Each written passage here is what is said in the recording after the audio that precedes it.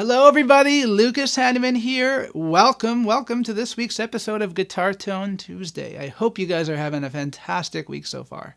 Today we're going to talk about this tiny little pedal right here.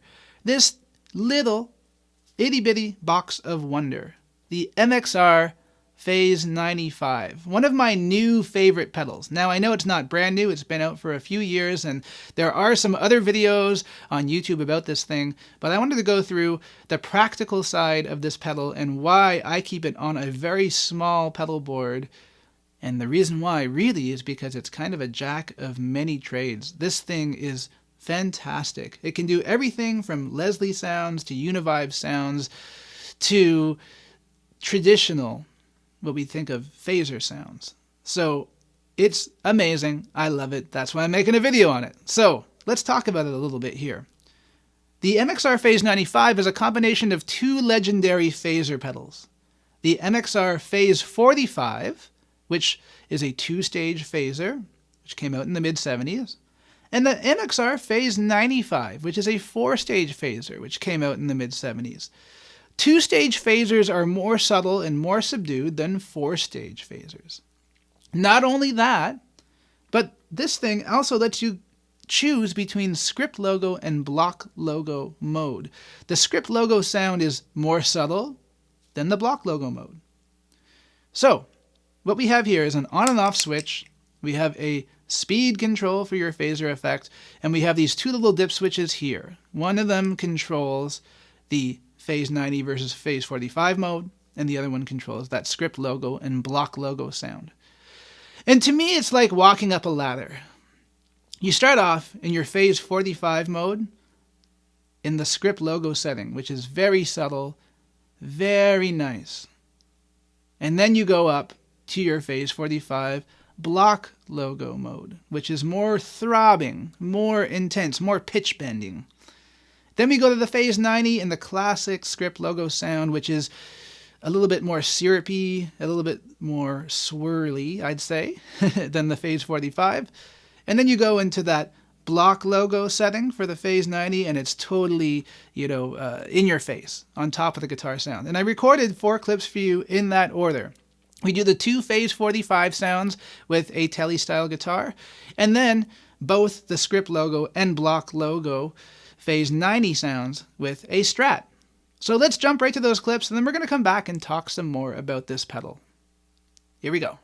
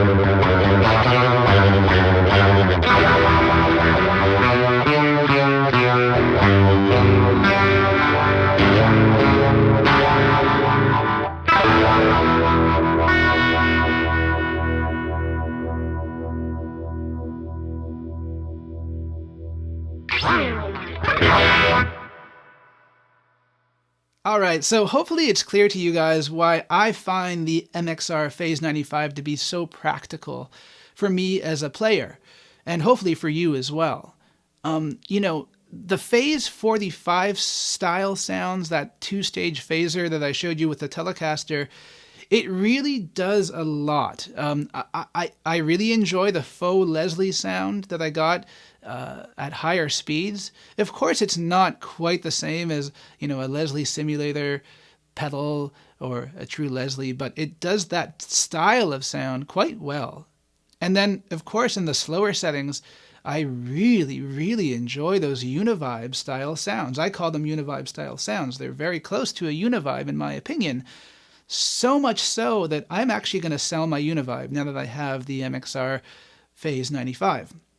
The Phase 45 style sound, it to me, when I compare it to my Uni-vibe anyways, I find that it's more practical. It's a louder signal, guitar signal.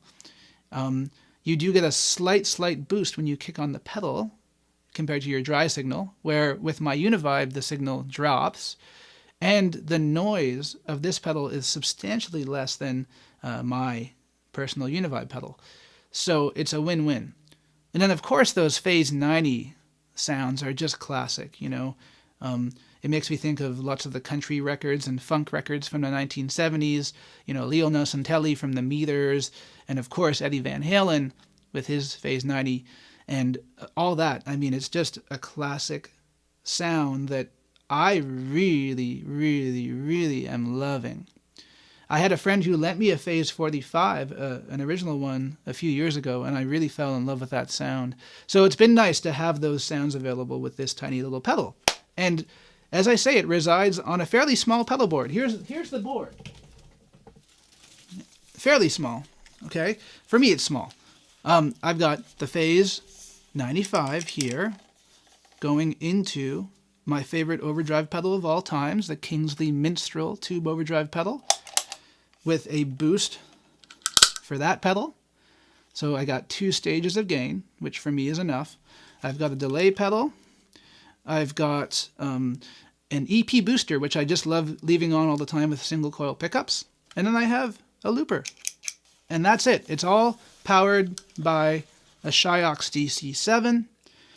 And I don't miss having a wah-wah. I don't miss having trem. I don't miss having verb. You know, all those things that I have on my bigger board. I do love the bigger board. But to me, I get so many usable sounds between, the overdrive and, of course, the delay and that phase 95 pedal that I don't feel like I need a heck of a lot more. The creativity is really in my hands when I use this pedal board rather than with the pedals. And it's making me think in a more creative way as a guitar player, using my hands to get different sounds versus relying on pedals to get different sounds. And it's been a great journey for me. I've used this board on a ton of festival gigs this year, and I don't feel like I'm missing out on anything. And again, the Phase 95 is a big part of that with all the great sounds it can do.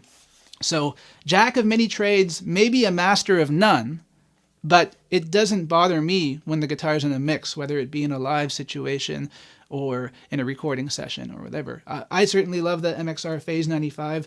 Please let me know in the comment section below what you think. Have you spent much time with the MXR Phase 95? Do you like it as much as me?